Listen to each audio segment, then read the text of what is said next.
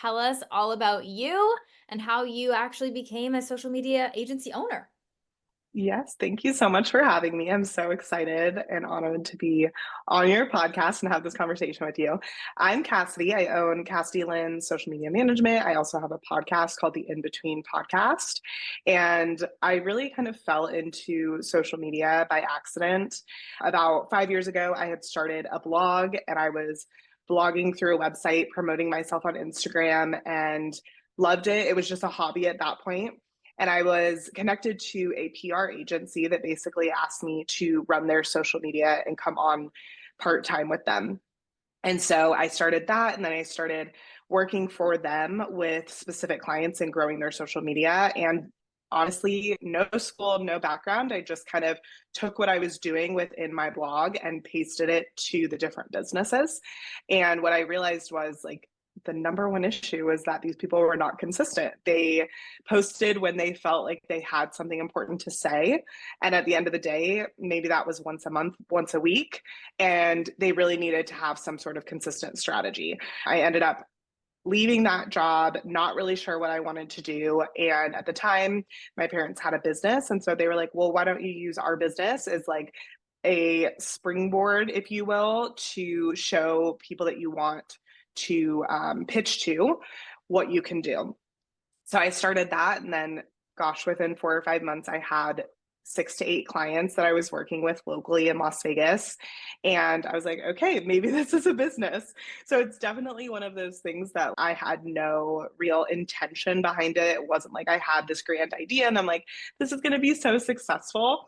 And I didn't even have a degree in it. I mean, my degree was in personal training, so it was completely opposite.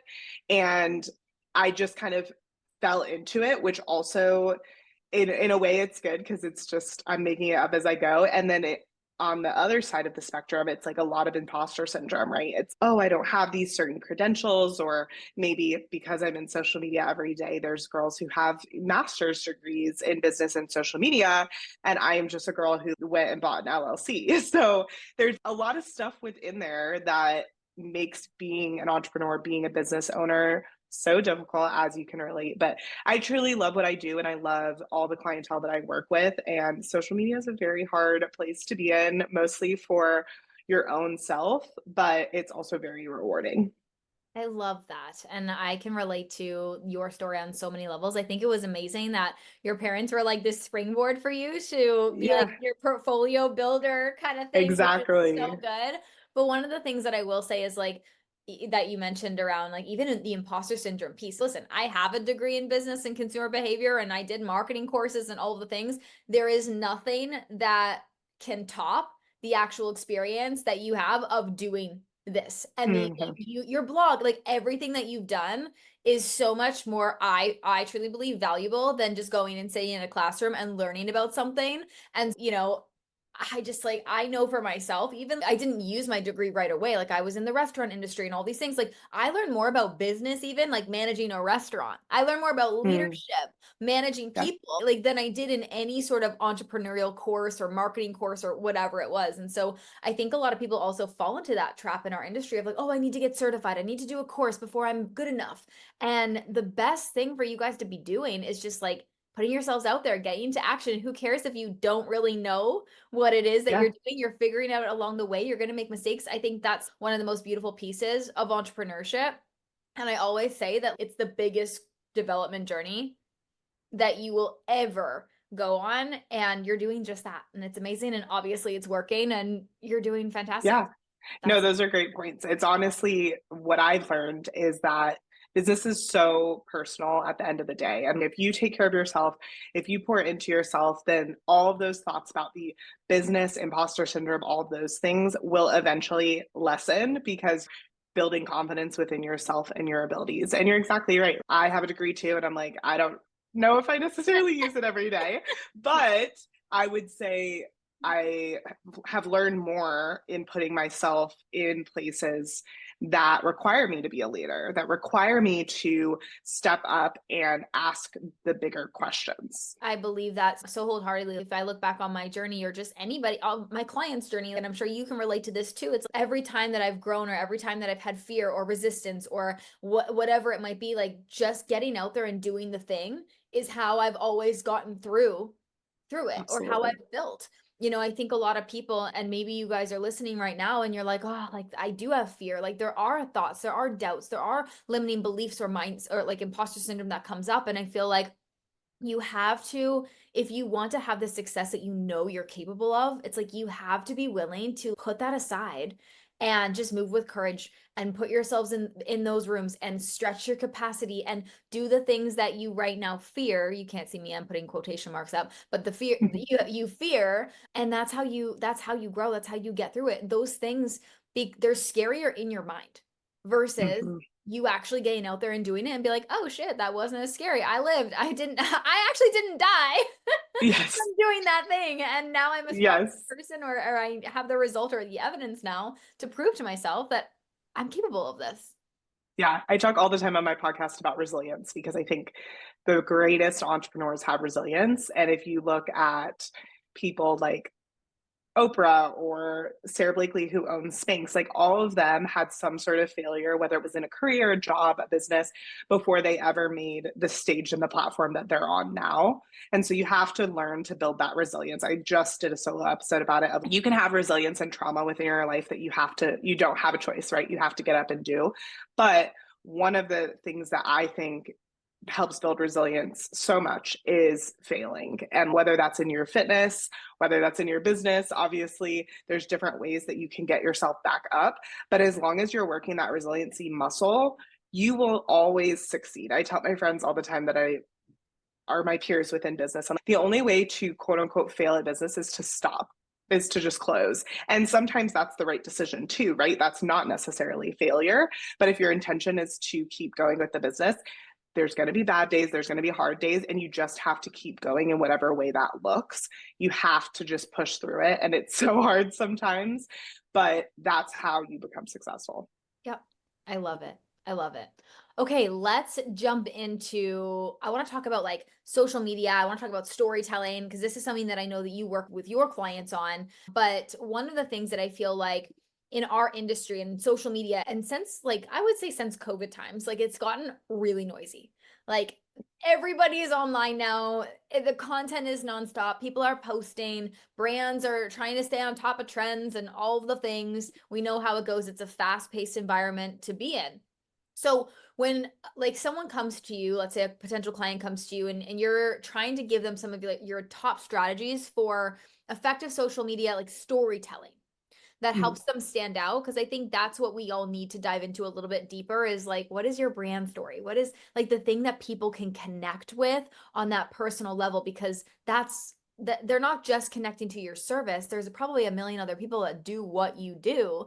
Obviously, not everyone will do it like you do it, but you connecting with your people, telling them your story, telling them your why, sharing what makes you different, all of those pieces is what's going to help you stand out. So what are some of the strategies or what do you dive into with your clients to kind of pull that out of them and put that more frontward facing in their social media?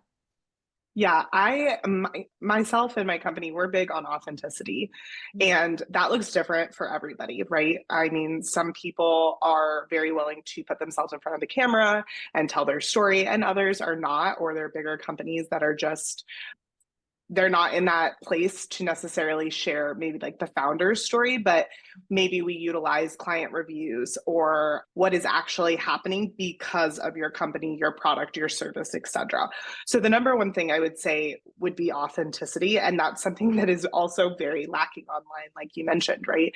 Is that we live in a time where it's very cluttered and everyone is posting everything, which is not a strategy at the end of the day. I always tell my clients, I would rather you post less and it be more meaningful or it have more strategy behind it. And so, one great way of deciding if something is authentic to you is looking both at your personal and your business values and the story and the why. Like the why is always going to be the center of everything, as Simon Sinek says. Like You have to understand why you're doing something. And that is how you end up showing up online. If you're just posting, for instance, I get a lot of companies that are just posting, I'm selling, this is my offer, all of these things. And they're like, I don't know why no one's interacting.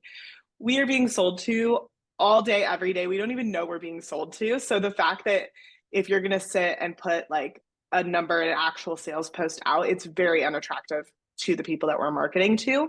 What's attractive is a tactic of selling without them even knowing, right? So if you're telling your story and you're sharing your why and they resonate because they have the same why or they have the problem that you're telling them that you have the solution for, that's a very easy sell because you're going to be able to solve my problem.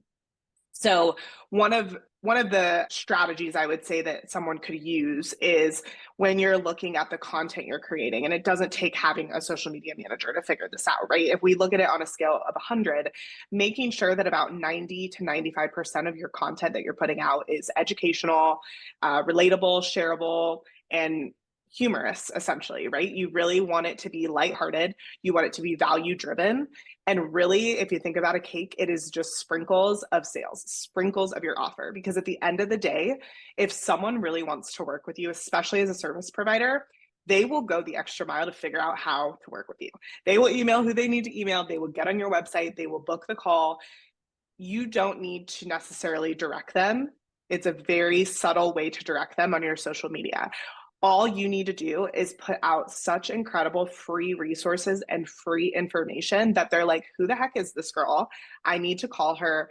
Let me get on her website and book this call.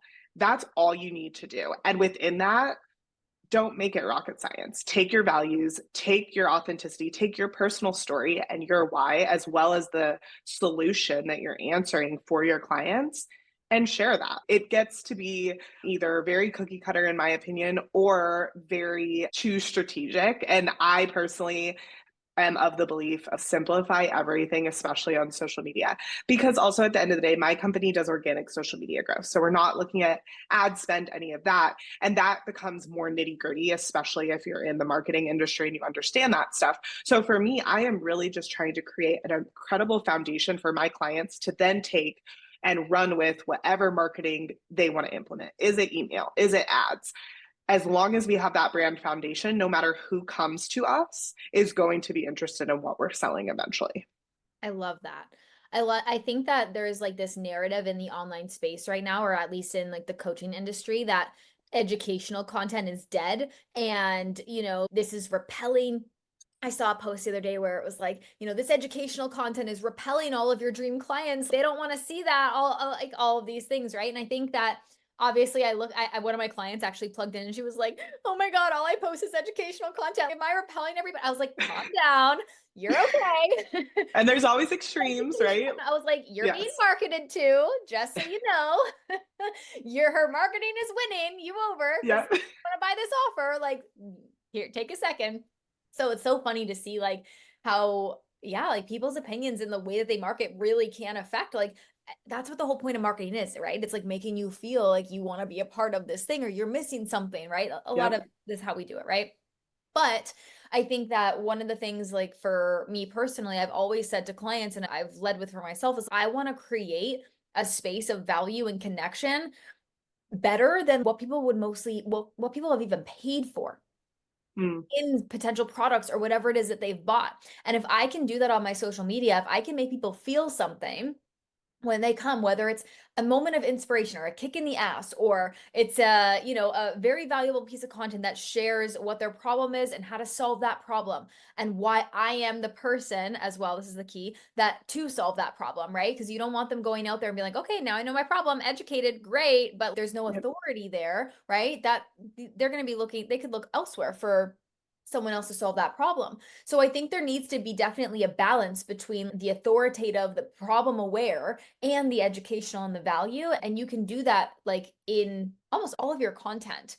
But educational content, my point, is not dead, like you were saying. Yes. No, and it's about balance too. I was just talking to a client about this. You can go in, guns blazing with all educational content, and yeah, it's going to be too much. You have to balance, and that's something In my industry, we call it content pillars, and it's some people have the same idea as what you just said. It's a dying thing, but personally, I think it's just the easiest way to communicate to my clients. This is what we're talking about, and a brief synopsis: content pillars are 3 to 5 things that you, as a brand, as an organization, are talking about on social media. This gives me a roadmap when I sit down to create content for my clients of what we need to be talking about and how much of the time that we're talking about it. So that's a very easy tool on a social media side to build out your content. But I definitely think that there's a place for education, because look at YouTube, right? That is all YouTube is. They call it YouTube University for a reason. Is I can go there today and Google and learn how to do something and probably be a master at it within a couple hours.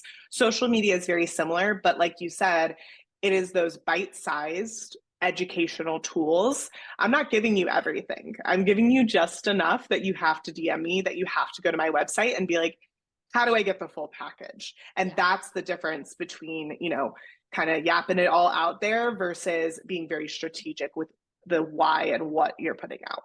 Yes, I agree. One of the things I always make sure my clients know about educational content as well is make sure you're educating on the why your ideal client needs to understand this education. So that problem piece, right? I think a lot of people miss that, where it's like, oh, let me create a 3 tips to do this thing piece of content. And I'm like, that's great, but give me more depth as to why your ideal client should actually care about these tips. How do they know they even need these 3 tips? So like setting that context, and that's where that problem aware and that education kind of combine, which I have found personally to create like the best sort of conversion, because now someone actually knows and understands why they need to continue to read this educational content from you, and it doesn't just feel like random. Absolutely. And a great way to find those questions is to ask your current clientele. Like when you were shopping around for, let's say, a social media manager, what were the biggest questions you were asking yourself? And who were you looking for? And that kind of insight can give you a lot of content in itself, because these are people that are already working with you. They said yes, but at one point they were shopping for you. Yeah.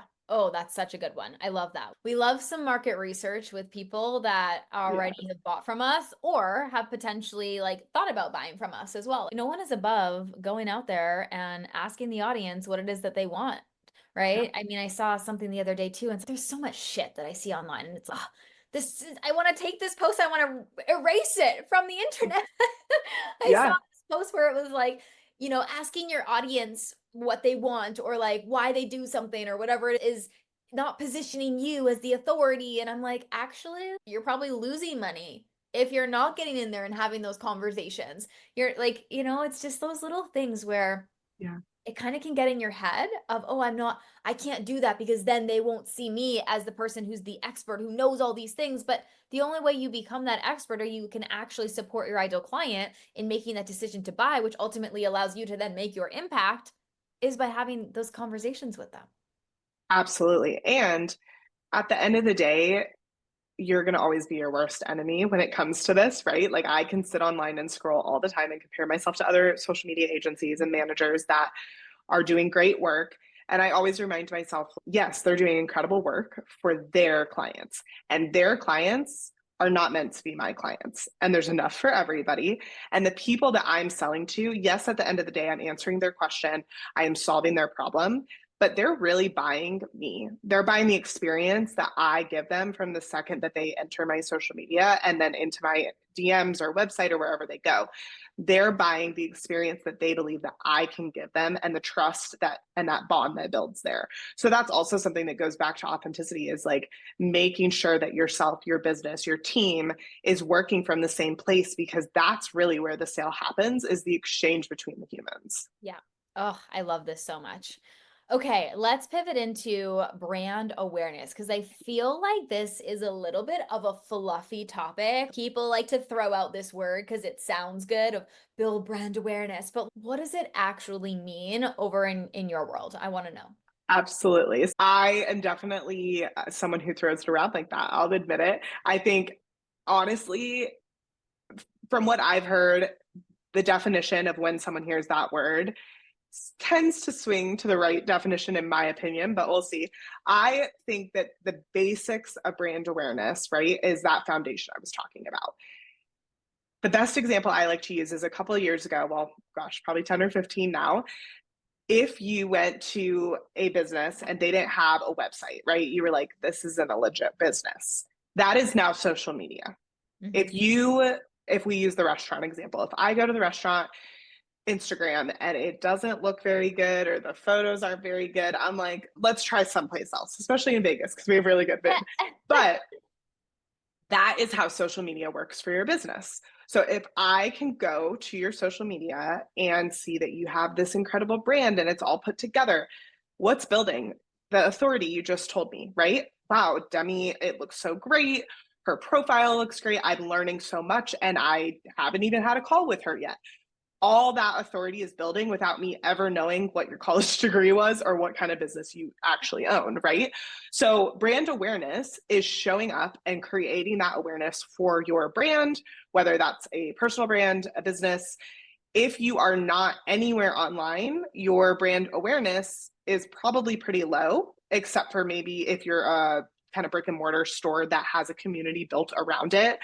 A lot, if not most, of businesses are online these days, right? So we need to be creating that brand awareness. And for me, the brand awareness is the start, but the real goal is to get to the community aspect of it, which is your brand community. So whether that's building a community, a Facebook group, something like that, or maybe it's just the supporters of the product that you have.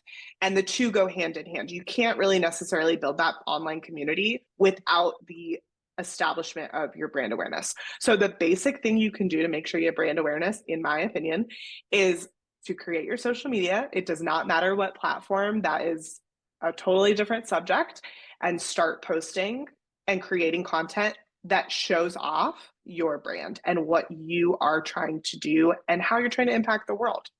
Yeah. I love that. I think that's so true. Your presence is everything. Like you have to have that consistency. It has, the way you are, perception is sometimes reality for a lot of people. Mm-hmm. Like you could go to a restaurant's Instagram page and they could have a shitty, And it could image, be the best whatever, restaurant best ever. food in the world. But the perception from their online presence is that it might be shitty and dirty and whatever it is, right? Based on how they show up. And I see this online all the time too. Like, when I show up on my Instagram or my profile, like I will make the extra effort to even go and put a little lip gloss on or make sure my hair has a comb through it for the day. I mean, some days, maybe not, but make sure my hair, I put a comb through it and I put on a half decent outfit and I film my stories and I make sure there's good lighting and like I get the brand photo shoots and I know that's not the whole reason people buy, but it's definitely, you have to think about your first impression that you make for when a new person comes in and finds your brand. Then from there, your brand awareness, your brand, what do you stand for? And how does that come up in your content on like a consistent basis? When people like go and they look for your profile or they know what your post comes up on their feed, the awareness that they have of, oh, well, for me, I'm like, my goal is if you see my post come up on your feed as you scroll, you're gonna want to stop because the awareness that I built from the consistency in my brand is that this is going to be good content.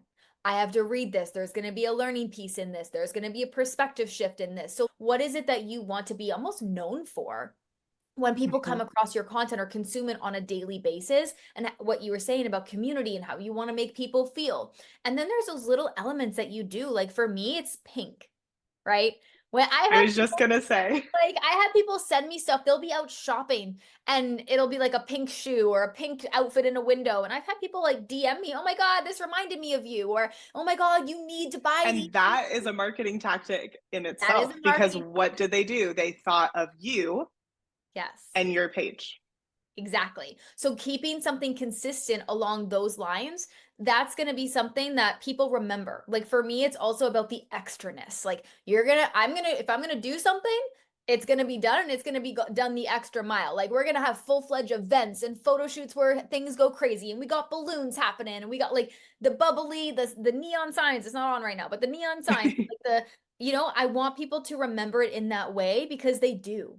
And that to me, like, But right? they only remember in that way because you chose to be consistent about your brand in that light. So you chose your brand, you chose what you just described, the extraness, the pink.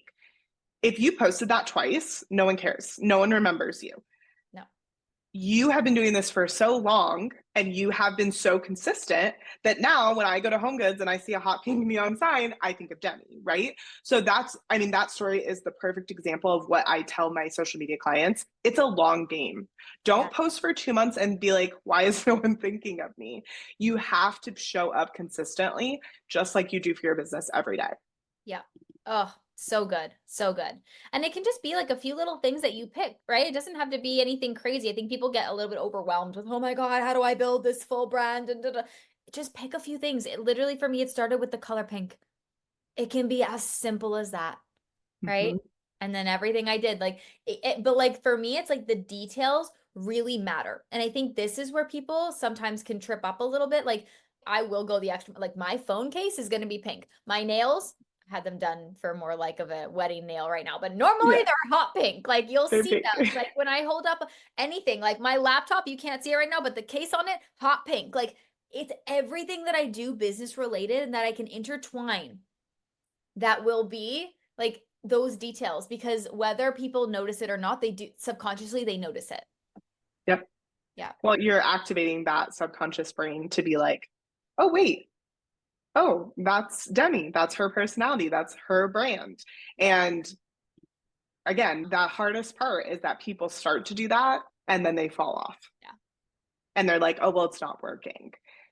But any content creator will tell you just keep posting, just keep showing up. Just like I mentioned in the beginning about business, it's the same thing. You have to just keep doing it, and your people will eventually find you. Oh, so good.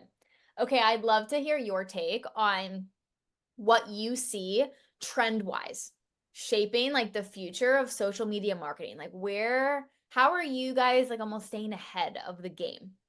Yes. Well, trends as a whole is definitely a hard conversation because everybody wants to be a part of a trend. Everybody wants to be the next big thing, of course. But just because you're participating in a trend in itself does not mean that you're going to make it big or you're going to be the next, whoever you're thinking influencer wise in your head. As far as social media as a whole, I do think that we're heading into a place of being more genuine, sharing our real raw opinions. I mean, TikTok started this a little bit, years ago of just showing up as who we are and taking the veil off. I think the filters are leaving, those picture perfect feeds are leaving, but I do think it's going to step even more into this place of this is who I am, this is what I'm struggling with. People don't want to see these perfect people all the time, right? They want to hear that, especially from the perspective of a business coach who is posting all the time. Look at all these wins, right? What would it look like if you posted a loss?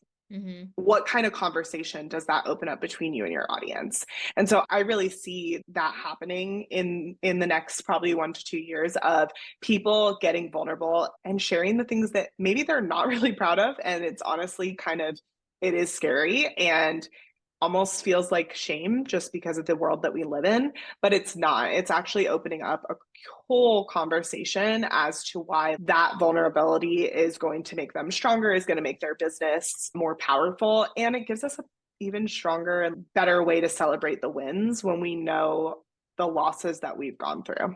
Yeah.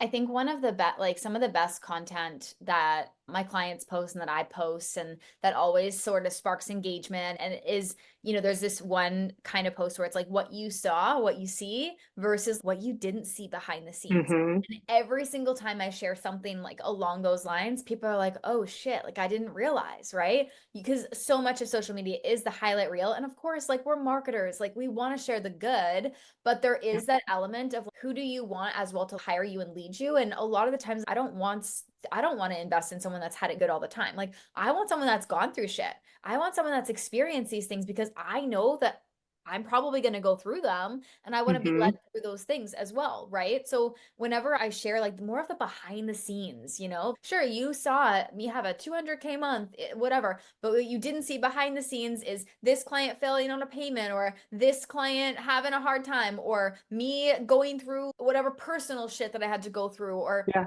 whatever it could be, right?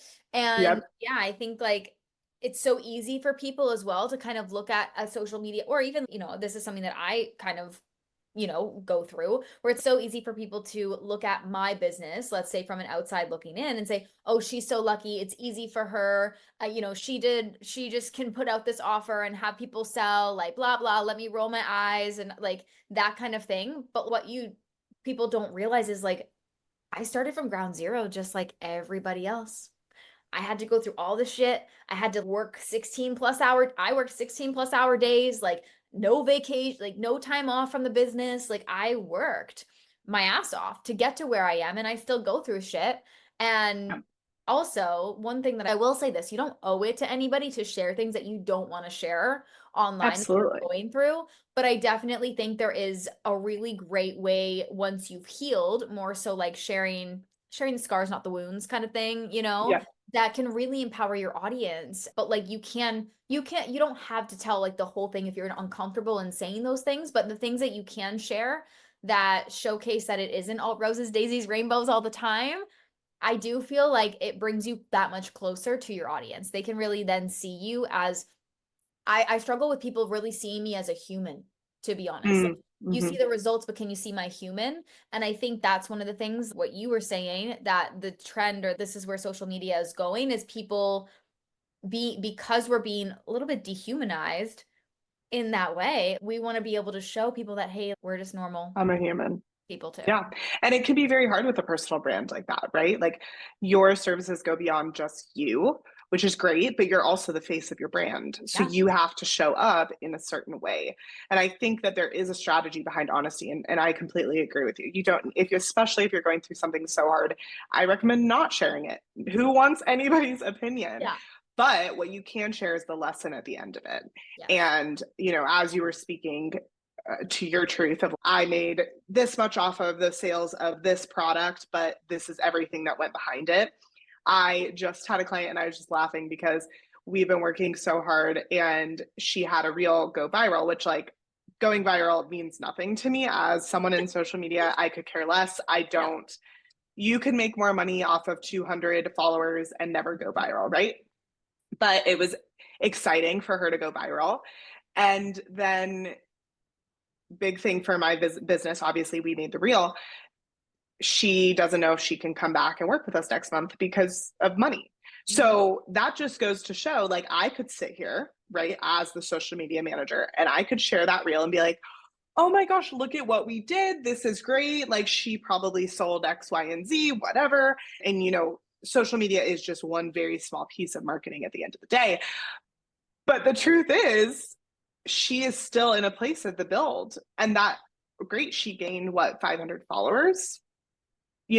So you never really know what is behind what someone is posting. And I mean, that goes into a whole other conversation of hiring, whether it's a coach, a VA, a social media manager. Don't always just base it off of their post. Don't always just base it off of it, what you are seeing, because it really is perspective.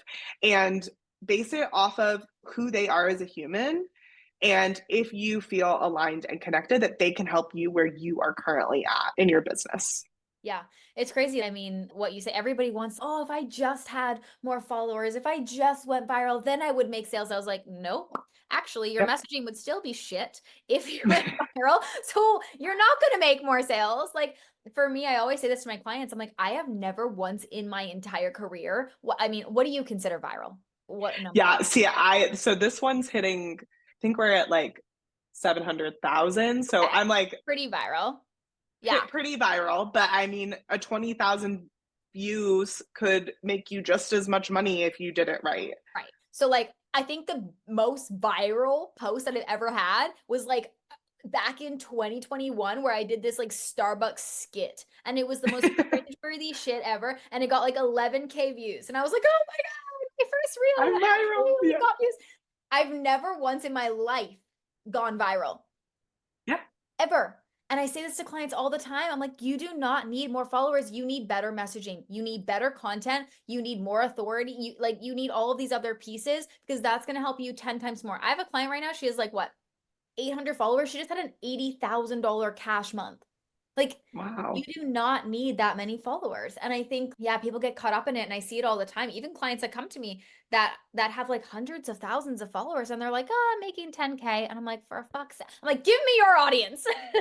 If I had Yeah. your audience, I wouldn't even need to do this anymore. I would love Yeah. it. Everybody thinks that going viral is the solution, and it's not even answering a problem at the end of Yeah. the day. And to prove that, this specific client, her target audience is women grieving in their like 30s to 50s, specifically women that are widows. Mm. That video that went viral actually is speaking to children who've lost their parents. Oh. So if we really break it down, while that is a content pillar because she's raising her daughter Mhm. as a widow, it's not who she intended to sell to. So really, Mhm. is that person who is following her from that reel going to be interested in the rest of the content that's directed to who she's selling? Yeah. So there's so many nitty gritty things Yeah. about going viral and what performs and what doesn't. But if that is your goal, and I tell people when I get on calls, like discovery calls and stuff, I'm like, I try to find out if they're driven by going viral or getting 10K followers, right? Because back in the day, 10K followers was the goal for everybody because you Yeah. could swipe up.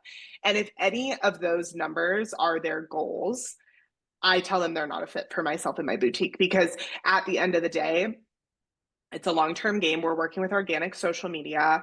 And really the problem that I'm trying to solve is that you have not been doing anything for your social media. Mhm. So we're just trying to, at the very minimum, get you to post something and help you manage it versus any strategy beyond that. So the real goal, right, is that we get you on a good pace that then you want to come in and start being like you're talking about, more strategic about what the content is. What exactly am I posting? What is the language? But if you don't have the foundation and you're just like posting nothing, to jump into something high level like you're speaking on, the words and how you're speaking to your audience is way too high level. My clients are not there yet. They just want someone to post that they're open, right? So there's also this dynamic of discovering where you are in the process and finding someone to support you there versus drag you down or pull you up when you're not ready. Yeah. Oh, so good. So good.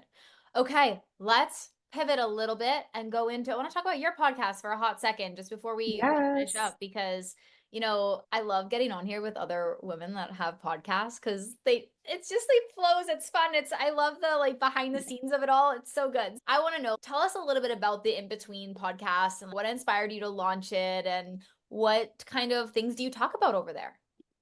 Yes. So the In Between podcast is my little, well, it's just a little baby right now. I started my Cassidy Lynn Social, my business 3 years ago. And I'm sure you can relate to this, Demi. I'm 3 years in and I'm like, okay, we got to have something that's fun because the business definitely has its pain points and I love it. But I needed something that was like all fun and all passion and just like fuels my soul. And that is like exactly what the podcast does for me. And it's something I've wanted to do for so long. I'm a huge podcast listener. I have 7 million podcasts. I can't even keep up with all the ones I want to listen to. And so I was like, let's bring all my favorite people onto the podcast. So it was really the defining moment for the podcast because I knew I wanted to start one, but I wasn't really sure what I wanted to talk about. And I knew I didn't want to talk about social media specifically because it was my everyday and I wanted to really separate it. And last year I trained for a marathon. I actually trained for something called the Dopey Challenge, which was in Disney World. And you run 4 days. So you run a 5K, a 10K, a half, and then a full marathon. And while I was training for this in the fall, I basically would get these moments running like 21, 22 miles by myself where I would get so frustrated because I would be like, no one knows that I'm doing this right now, right? Like I wasn't training anyone with anyone. Stop. I could just go home and say I finished the race and everyone would believe me. And in those moments when I decided not to, and I decided to continue to train or finish out whatever the mileage was for that day, I would always think and be like, there are people that for sure would just go home Yeah. or give up. Not talking about an injury, not talking about you ran out of water, you just don't want to do it. And what is the difference between the people that stick it out, they do the whole training, finish the race, and the people that give up? taking that metaphor to business, what is the difference between someone who sticks through the hardest times of business, which I mean, I would say I'm in the thick of it now, like that, gosh, first to probably 10-year mark, but like definitely 3 to 5 years is like defining. There's a huge percentage out there that like some percentage, I don't know the actual numbers, but they don't make it past 5 years of business because it is so difficult during those times. It's so up and down. What is the difference between the people, like you just mentioned, that stick it out and now can kind of ride the wave and continue with their great business versus the people that give up? And so I really started to look at my life personally, and I realized that for me, it was resiliency. It was looking at all the hard things that I had done in my life and realizing that I didn't even have a choice to go through those in between moments. I just had to get through them, right? Getting personal, my brother had cancer when I was in college and he ended up passing away. And during that time, I didn't sit there and think, I'm just not going to do this today. I'm just not going to go to school. I'm just not going to be in this part of my life, right? I didn't have that choice. And everybody has those things in their lives. But when it comes to business specifically, or it comes to a dream or a goal, people are so easy to just like say, okay, well, I won't do it, put their hands in the air, the surrender the white flag. And it's like, what if we put the energy that we have when we're in those traumatic situations, when we're in those in-betweens that we don't have a choice to be in? What if we put that energy into ourselves and we actually got to the other side? And so majority of the podcast is interviewing entrepreneurs, specifically athletes, those kinds of people that really have that grit that has taken them to the other side, and really getting into their story and asking them like, how did you get through the in between? And we're all in betweens all the time, right? Sometimes they're harder, sometimes they're easier. But like when you can think back on an in between moment of your life where you were just like in the thick of it, how did you get to the other side? So you just said in between, right? 16-hour days. You probably had other jobs just to afford to live. What was it that got you through to now where you are at in your business? Was it the mission? Was it the value? What was it? Was it the belief in yourself? Everybody's answer is different, but it's really trying to figure that out. And then hopefully my goal is that my listeners take the in-betweens that they're learning and the resources and all these tools and advice, and they apply it to their lives, and hopefully they can conquer, you know, the in-between moments in their lives and chase their dreams, start the business, do whatever it is, train for the marathon, and hopefully those tools will get them to that finish line. Oh, I love that so much. That's Thank amazing. you. And I love that you've taken, you know, some of the hard things that have obviously happened in your life. I'm so sorry, by the way. Like, and you've turned it into something that is powerful and meaningful and supports others, you know, and impactful. And Yes. that's incredible. And I think that there are so many moments. I always say this to people, like my clients and just on social media, is like, who are you being when no one's looking? Like when you could so easily give up, like you could have so easily, like you said, gone home. By the way, I think I would die if I had, but it's like those little moments of who are you going to choose to be? Mm-hmm. And what Exactly. do you look back on and be so grateful that you chose to do this thing or take this risk or, you know, lead yourself in this way or finish the thing. And it's like, I say this to clients all the time. I was at the gym at 5 a.m. this morning. Did I freaking want to be at the gym at 5 a.m. this morning? No. Do I know that it's something that I need to do for my health, wealth, business? Yes. It's just those little things of, it could have been so easy for me this morning to like snooze my alarm at 4:30 when it went off, but Well, and fitness is a huge component. And that's what I hear we talk about it a lot on my podcast. I've had a lot of fitness people come in because I do truly believe that is how you can build grit and resilience. And you don't even know it. You think you're just going to the gym. And it doesn't matter what time you go, it doesn't matter what the workout is. We have been taught, especially as women, that it is okay to show up for everybody else except for ourselves.